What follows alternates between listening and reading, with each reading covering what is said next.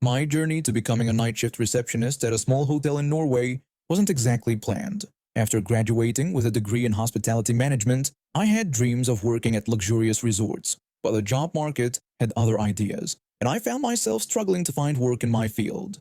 When an opportunity came up for a night receptionist position at a quaint hotel in Norway, I jumped at the chance. It was a foot in the door, and I figured I could work my way up. Plus, the idea of living in a new country was exciting.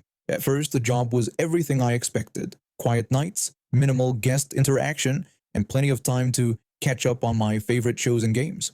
But as the months wore on, the monotony started to get to me. I found myself craving some excitement, anything to break up the tedium of my shifts. That's when I received an email from someone calling themselves Scooter. It was a typical scam attempt. He wanted to book a room for an extended stay and asked for pricing information so he could send his credit card details. Normally, I delete these without a second thought, but that night, boredom got the better of me. I decided to play along and see where it would lead. I sent Scooter a quote for a 20-day stay, making sure to mention our free cancellation policy. To my surprise, he responded quickly with a credit card number. When I ran it through our system, it didn't match Scooter's name. Intrigued, I told him the card was declined and asked for another. He promptly sent a different card. Again, not in his name. At this point, I knew I was dealing with a scammer, but instead of shutting it down, I decided to turn the tables. I told Scooter the second card had gone through and gave him a fake booking reference. A few hours later, right on cue, Scooter emailed to cancel the booking and requested a refund to a different card. He claimed he'd lost his wallet and deactivated the original card. I played along, telling him it wouldn't be a problem to transfer the refund to the new card. Scooter eagerly provided the new card number and asked if I could process the refund right away. I replied that I'd be happy to help, but explained that our email server was scheduled for maintenance in a few minutes. I told him my boss would handle the transfer on Monday, but if he needed the money sooner, he could call the hotel before my shift ended at 7 a.m. As expected, Scooter called almost immediately. I took down his new card details and phone number, assuring him the money would be in his account by noon. After my shift, curiosity got the better of me. Using the phone number Scooter provided, I managed to find his Facebook profile. To my amazement, he had an open profile that listed his address and employer. Even more shocking, he worked at another hotel. Realizing the implications, I decided to take action. I called Scooter's hotel and spoke with the manager. I explained that I had reason to believe one of their employees was involved in credit card fraud, and that the compromised cards belonged to some of their recent guests. The manager sounded confused and asked who I was talking about. I gave him Scooter's name and the names on the credit cards he'd tried to use. The manager's reaction was explosive. He mentioned that Scooter was there on a government work program. He assured me he would deal with the situation immediately. Feeling like I needed to do more, I contacted Visa and MasterCard to report the attempted fraud. They were very interested in the information I provided, especially the connection to Scooter's workplace.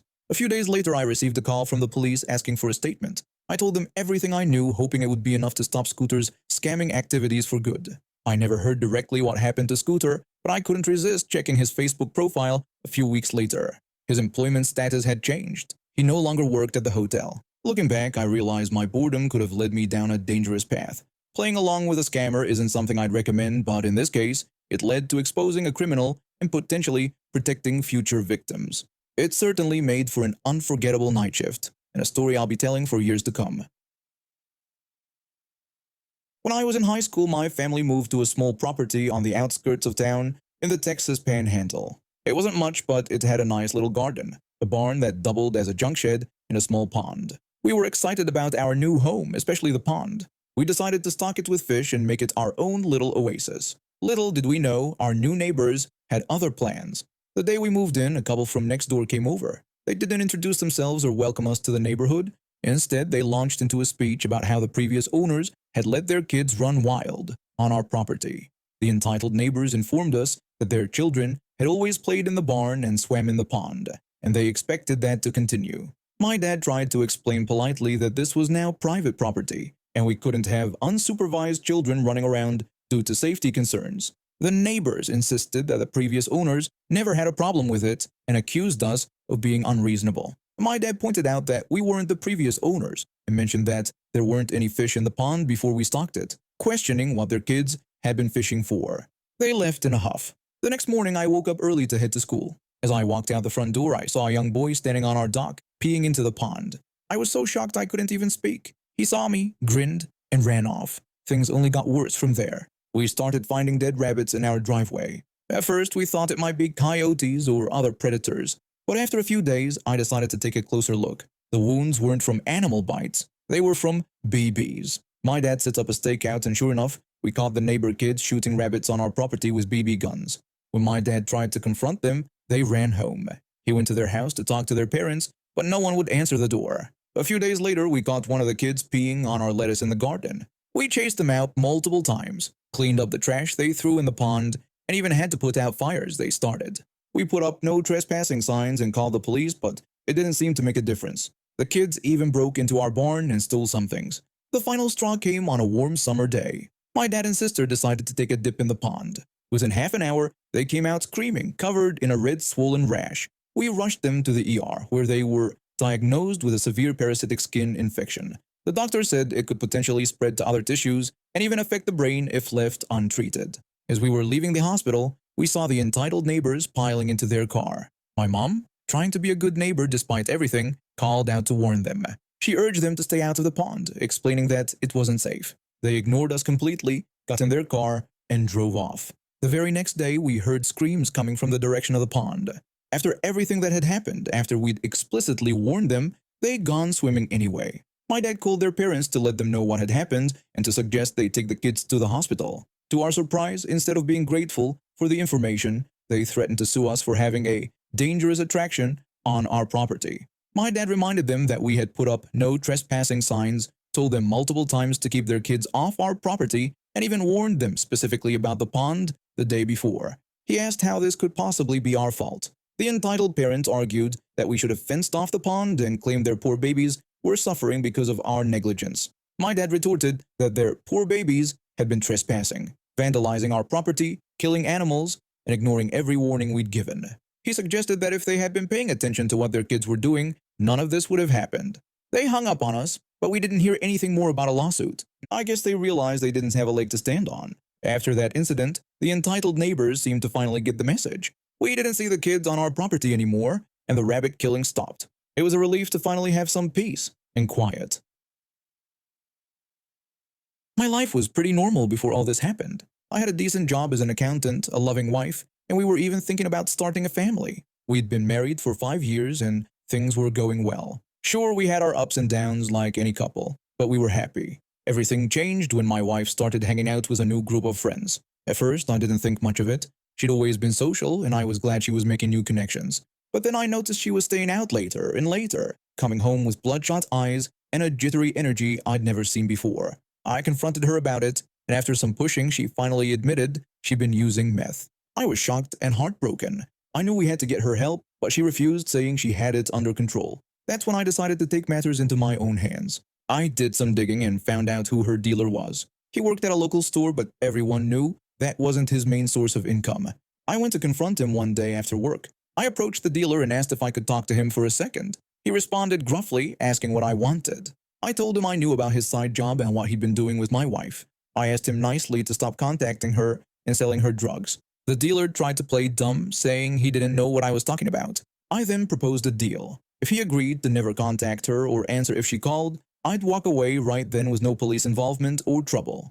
After a moment, the dealer agreed, saying he'd leave her alone. We shook hands. 2 months later, I lost my job because I was spending so much time trying to help my wife. She finally agreed to go to rehab, but our savings were drained. Meanwhile, this guy was still out there partying and ruining lives. I couldn't let it go. I started following him, taking notes on his routine. I learned when and where he picked up his drugs, the routes he took, everything.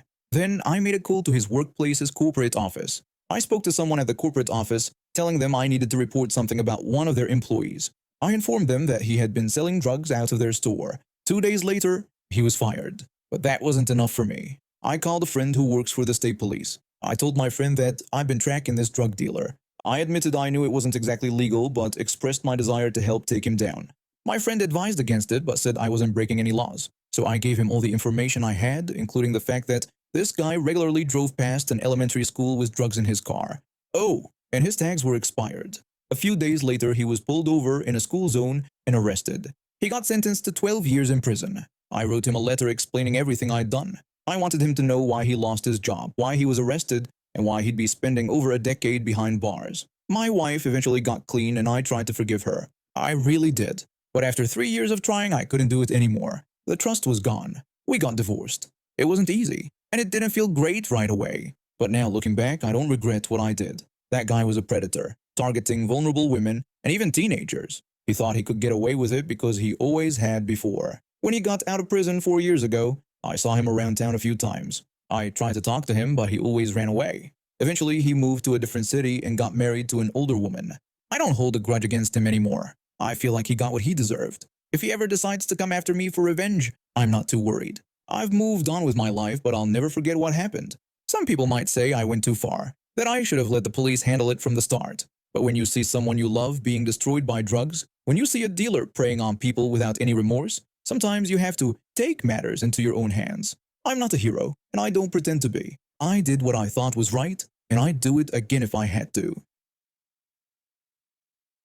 On the very first day of high school, I met him. The guy who would make the next 4 years of my life a living nightmare. He was everything I wasn't. Tall, good-looking, and oozing confidence. From day one, he decided I was going to be his personal punching bag. As I walked into class, he sneered at me, mocking my backpack and suggesting my mother had picked it out for me. I tried to ignore him, but he wasn't having it. He stepped in front of me, blocking my path. He taunted me, asking if the cat had got my tongue. I quietly asked him to leave me alone, explaining that I just wanted to get to my seat. He responded by mocking me further, asking if I was going to cry like a baby. That was just the beginning. Every day brought new torments. He'd call me names, shove me in the hallways, and spread nasty rumors about me. Once, he even stole my lunch and dumped it in the trash right in front of me. He gloated about it, telling me I'd be going hungry that day and calling me a loser. I tried telling the teachers, but he was smart. He always made sure there were no witnesses, and his charm meant that most of the staff adored him. I was just a weird, quiet kid who was